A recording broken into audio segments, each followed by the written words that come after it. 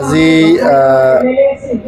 5 তাৰিখ আগষ্টতে আজিৰ পৰা 9 বছৰ আগত এই দতমাৰ থুলুংগা ফুৰিতে আমাৰ ইপিপিএলৰ জন্ম লাভ কৰিছিল।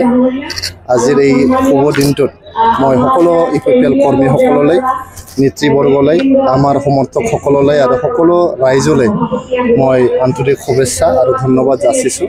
যোৱা 10টা বছৰ আমি ৰাইজক সেৱা কৰিবলৈ বহুত যত্ন কৰিলোঁ আৰু ৰাইজে বহুত সঁহাৰি জনালে। যোৱা 4.5 বছৰ আমি বিটিআৰৰ শাসনভাৰ চম্ভালি ইয়াতে শান্তি স্থাপন কৰা, গৰীব দুখীয়া ৰাইজক ন্যায় দিয়া আৰু যিখিনি উন্নয়নৰ কাম এই উন্নয়নৰ কাম কৰিবলৈ আমি বহুত চেষ্টা কৰিলোঁ। এইকাৰণে আজিৰ এই শুভ মুহূৰ্তত শুভ দিনটোত মই সকলোকে ধন্যবাদ যাচিছোঁ। আমি যে 10টা বছৰ ইমান ধুনীয়াকৈ ইমান ভালকৈ আমি চলি আহিলোঁ, এইটো একমাত্ৰ ৰাইজৰ আশীৰ্বাদৰ কাৰণে, আপোনালোকৰ আশীৰ্বাদৰ কাৰণে।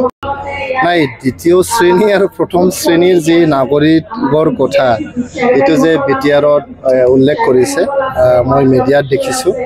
আমাৰ বহুত দায়িত্বশীল ব্যক্তিসকলে এই মন্তব্যটো কৰিছে, এইটো বহুত দুৰ্ভাগ্যজনক বুলি ক'ব লাগিব।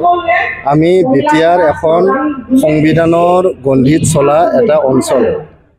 ষষ্ঠ অনুসূচী ভাৰতীয় সংবিধানৰে এটা অনুসূচী হয়।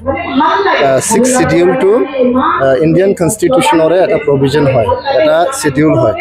1947ত যেতিয়া আমি স্বাধীনতা লাভ কৰিলোঁ, তাৰ পিছৰ পৰাই আমাৰ 6th শিডিউল প্ৰভিজনটো 6th শিডিউল আইনটো প্ৰণয়ন কৰা হৈছে আৰু অসমত আমাৰ কাৰ্বি আংলং আৰু ডিমা হাছাও জিলাত এইটো প্ৰযোজ্য কৰা হৈছে।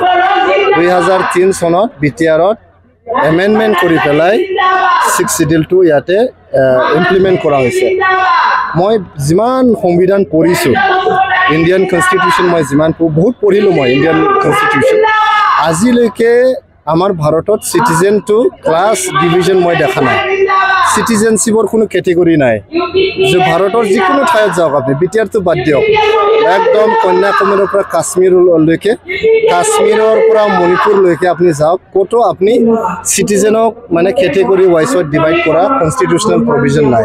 আমাৰ একটাই কনষ্টিটিউশ্যনেল প্ৰভিজন আছে, সকলোৰে আমাৰ equal rights and equal opportunities আছে। আৰ্টিকল 14 অফ ইণ্ডিয়ান কনষ্টিটিউশ্যনত কোৱা হৈছে যে সকলো নাগৰিকৰ ইকুৱেল অপৰচুনিটি আৰু equal rights and equal status under article 14 এইটো কোৱা হৈছে। গতিকে বিটিআৰত কাক ছেকেণ্ড কেটেগৰী চিটিজেন বুলি কৈছে, কাক ফাৰ্ষ্ট কেটেগৰী চিটিজেন বুলি কৈছে, তেখেতসকলে ভালকৈ জানিব, তেখেতসকলে ভালকৈ বুজিব, তেখেতসকলে ক্লিয়াৰ কৰি দিলে ভাল।